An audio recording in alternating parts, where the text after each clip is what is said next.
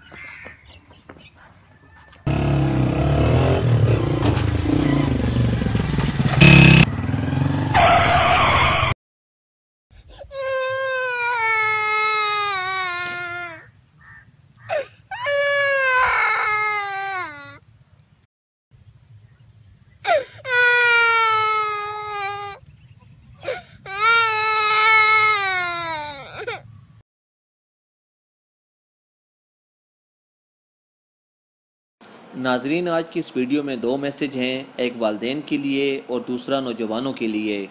अगर वालिदैन के मैसेज की बात करें तो वालिदैन को चाहिए कि वो छोटे बच्चों के ऊपर ख़ास नज़र रखें और घर का दरवाज़ा बंद रखें और छोटे बच्चों को अकेला बाहर ना जाने दें।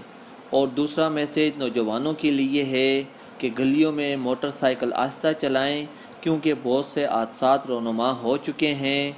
ऐसा ना हो कि आपकी तेज़ रफ्तारी की वजह से भी कोई हादसा हो जाए। मोटरसाइकिल आहिस्ता चलाना अपने लिए और दूसरों के लिए भी खैर का बायस है।